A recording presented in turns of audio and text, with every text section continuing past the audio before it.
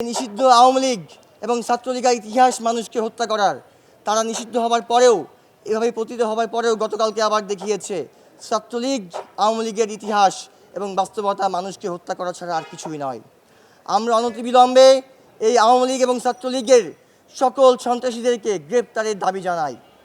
একই সঙ্গে জুলাই পরবর্তী নতুন বাংলাদেশে যতগুলো জুলাই অভ্যুত্থানে মামলা হয়েছিল, আমরা দেখেছি আজকে নিম্ন আদালতে একটি মামলারও চার্জশিট দাখিল করা হয়নি।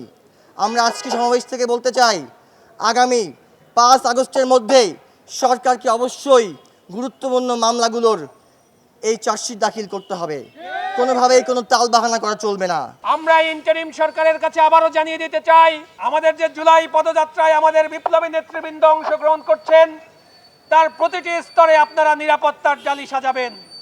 আপনারা যদি নিরাপত্তার জালি না সাজান, আমাদের বিপ্লবীদের দায়িত্ব আমাদের জনগণই নিতে প্রস্তুত।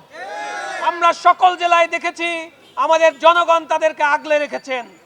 আপনারা যদি না পারবেন তাহলে আমাদেরকে বলতেন, সারা বাংলাদেশ থেকে জনগণ গিয়ে গোপালগঞ্জে আমরা সমাবেশ সফল করে আসতাম। আমাদের বিপ্লবীদের আমরা আগলে রাখতাম।